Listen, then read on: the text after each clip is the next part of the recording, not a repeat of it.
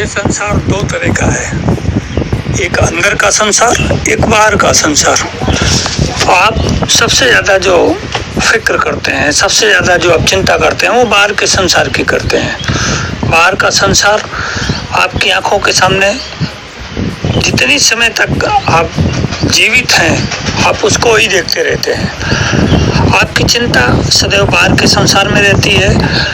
आप बाहर के संसार की जितनी उलझने हैं सब उसी में उलझे रहते हैं, परंतु कभी आपने अंदर के संसार की चिंताओं की तरफ, उसके विषय की तरफ, उसकी भावनाओं की तरफ, उसकी प्रतिक्रिया की तरफ ध्यान ही नहीं दिया।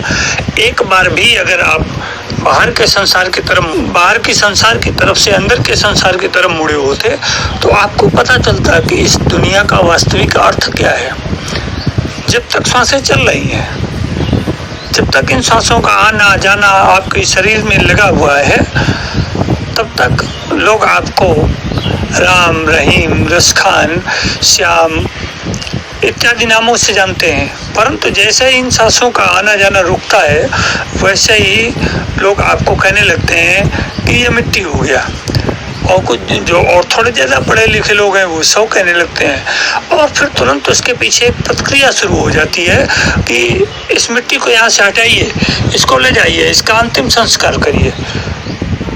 फिर क्या होता है, क्योंकि जब तक आप बाहर संसार से जुड़े रहे तो बाहर के संसार से ही मतलब रखा, तो वही बाहर का संसार आज आपको तुरंत उतावला हो गया कि आपको जला दीजिए। अगर आपने अंदर के संसार की तरफ कभी ध्यान दिया होता तो शायद आपको ये अनुभव या ये समझने की आवश्यकता नहीं पड़ती। सही जीवन संचालित है। अगर श्वास न आए तो जीवन का कोई मूल्य नहीं रह जाता है। श्वास आप अनुभव करिए कि जब आप क्रोध में होते हैं, तनाव में होते हैं, चिड़चिड़ापन होता है, चिंता होती है, भय होता है, तो आपकी सांसें तेज तेज चलने लगती हैं।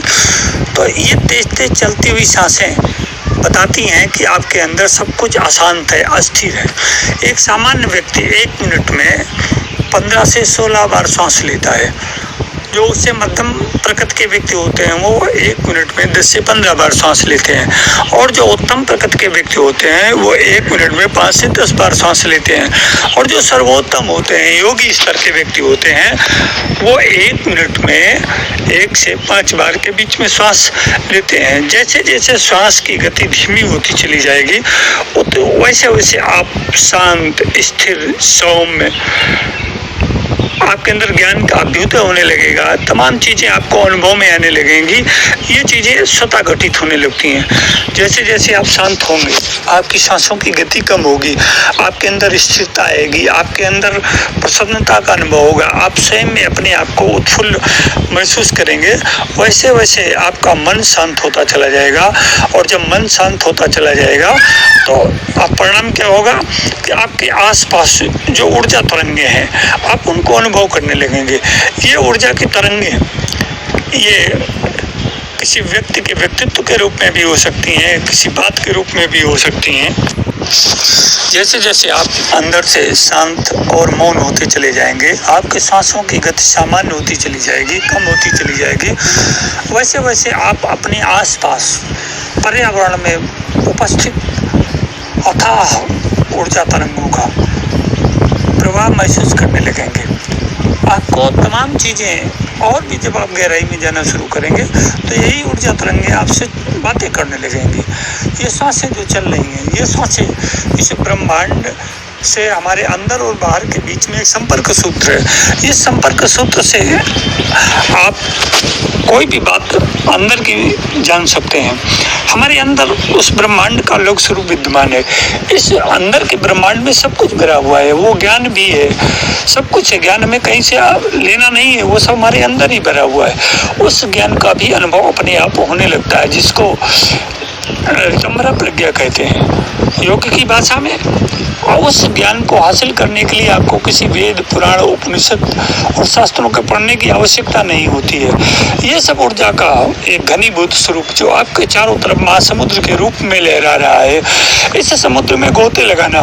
समुद्र में गोते आप कब लगाते हैं? जब भी कोई गोताखोर किसी जलराशि में गोता लगाता है तो वो अपनी सांस रोक करके ही गोते लगाता है। इसी तरह से जब सांसों के आवागमन पर हमारा नियंत्रण हो जाएगा और हम अंदर की गहराई में डुबकी लगाएंगे, इस अथाह महासागर की ऊर्जा तरंगों में डुबकी लगाएंगे, तो हमें वो अज्ञात रहस्य जो अभी तक हम समझ नहीं रहे थे, बाहरी संसार में बसे हुए थे, बाहर के संसार को ही देख समझ रहे थे, वो सब स्वतः अपने आप घटित होता चला जाएगा। और एक समय वो आएगा कि हम उस स्थिति में पहुंच जाएंगे कि सब कुछ हमें करतलगत हो, जिस प्रकार से किसी योगी को दूर देश में बैठी हुई स्थिति का तुरंत भान हो जाता है, वो होने लगेगा। इस तरह की स्थितियों को पाने के लिए हमें अपने आप में बहुत अंदर तक जाना पड़ेगा। हमें अपनी सांसों पर नियंत्रण करना पड़ेगा। ये सांसों का नियंत्रण, इनकी गति ही हमारे लिए भविष्य का मार्ग प्रशस्त करती है। और इस भविष्य के मार्ग पर ही चल करके हम उस ब्रह्मांड के रहस्य को ज्ञात कर सकते हैं जो अभी तक हमसे अछूता था। या हम ब्रह्मांड से सीधे जुड़ सकते हैं। हम अपनी बात ब्रह्मांड को ट्रांसफर कर सकते हैं, ब्रह्मांड की बात हम सुन सकते हैं। हमारी मनचाही इच्छाओं की, भावनाओं की पूर्ति भी होती रहती है उसी से। सांसें ही हमारी मौन और शांति का कारण है और ये मौन और शांति ही हमें ब्रह्मांड से सीधे जोड़ देता है।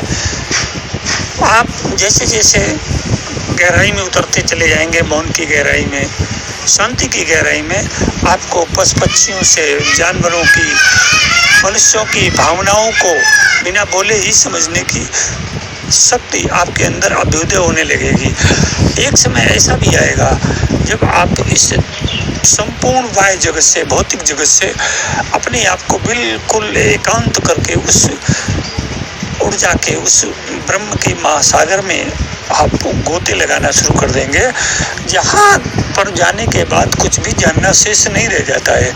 ऐसी स्थितियों तक पहुँचने के लिए ये ध्यान की परम अवस्था होती है, ये समाधि अवस्था होती है। और इस परम अवस्था में पहुंचने के लिए आपको प्रथम सीढ़ी श्वास है।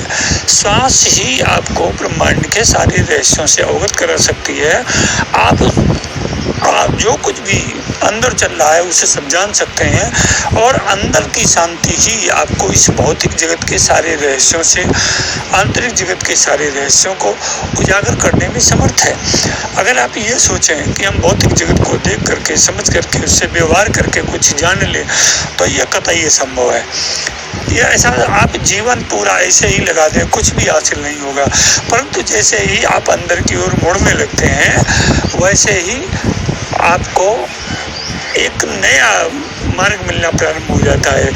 एक बिंदु से जब चले, आप एक बिंदु तक पहुंचे तो वहाँ से दूसरा रास्ता शुरू हो जाता है। जैसे ही दूसरा रास्ता समाप्त हुआ, तीसरा प्रारंभ हो जाता है। आप एक बात की कल्पना करिए, आपको बहुत तेज भूख लगी है, तो भूख, किसी का खाना देख करके आपकी भूख शांत नहीं होगी, वरन वो भूख और तेजी से बढ़ेगी। उस भूख को शांत करने के लिए आपको भोजन ग्रहण करना ही पड़ेगा। शरीर की आवश्यकता भोजन है और इस भोजन को लेने से ही शरीर पुष्ट होता है। उसी तरह से हमारे अंदर जो भी उलझने हैं, जो भी अशांति है, जो भी अस्थिरता है, जो भी तनाव है, जो भी दुख है, क्लेश है, और हमारे जीवन में एक ठहराव सा आ गया है, वो सब तभी दूर होगा जब इन सब का उपाय हम खोज लेंगे। और इन सब का उपाय मौन और शांति है। इस मौन और शांति को हम सांसों की सीढ़ी पर चढ़ करके ही प्राप्त कर सकते हैं, जो कि मनुष्य जीवन का परम ध्येय है। शांति आपके अंदर आती चली जाएगी, उतना ही आप अपने अस्तित्व से, अपने आप से प्रेम करने लगेंगे।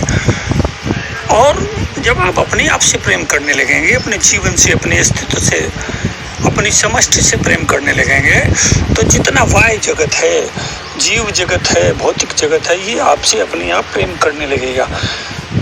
यहाँ पर सारा कुछ बात श्वासों की है। श्वासें चल नहीं है तो संसार आपको जीवित मान रहा है। आपकी श्वासों की जो लय आपके शरीर से टूट गई, बिछुड़ गई, अलग हो गई, तो शरीर आपको मृतक मान लेता है।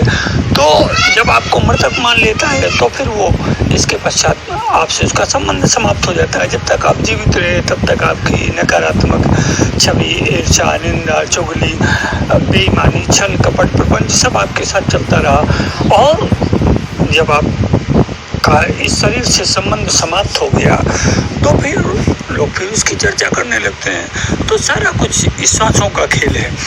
आप अपने आप से प्रेम करें, और प्रेम का मतलब है शांत होकर के अपने अस्तित्व को अपने में समाहित कर लें, उससे अपनी आगोश में भर लें या उसकी गोद में जा कर के वहाँ परम शांति को प्राप्त करें। जिस समय आप परम शांति को प्राप्त करेंगे, ये परम शांति ही समाधि की वो परम अवस्था है जिसमें जाने के लिए योगी, सिद्ध, संत, ऋषि, मुनि जन्म जन्मांतर अपनी को कठिन साधना में तपा करके उस स्थिति में पहुंच पाते हैं। अगर आप स्वभावतः अपना स्वभाव बना लें शांत रहने का, अपना स्वभाव बना लें लोगों से कम बोलने का, तो उतनी ही ज़्यादा ऊर्जा बचत होगी। जितना ज़्यादा आप बोलेंगे, जितना ज़्यादा व्यवहार करेंगे, उतनी ही ज़्यादा ऊर्जा आपकी खपत होगी। और जितना आप शांत रहेंगे, मौन रहेंगे, उतनी ही ऊर्जा बचेगी। और ये बची हुई ऊर्जा ही हमारे अंदर कुंडली जैसी तमाम शक्तियों को जागृत करने का कार्य करती है। हमारे शरीर में जो 7 चक्र हैं उनको जागृत करने का काम करती है। और ये शक्ति केंद्र जागृत हो जाते हैं तो निश्चित रूप से हम एक शक्ति का पुंज बन जाते हैं और हमारे अंदर शक्ति का ऐसा प्रवाह बहने लगता है जो उस षष्ठ के क्रम से अपने को तादाद में स्थापित कर लेता है और हमारा नाता अंदर बाहर दोनों से समान रूप से हो जाता है। उस समय न हम किसी के शत्रु होते हैं, न मित्र होते हैं, समभाव की स्थिति होती है। परम सिद्ध कोट के संत इसी अवस्था में आते हैं। तो मित्रों, सांसों के ये विज्ञान ब्रह्मांड के रहस्यों से कैसे जुड़ा है, इस पर आज हमारी चर्चा हुई। जीवन के साथ योग चैनल में राजन आचार्य का सप्रेम अभिवादन।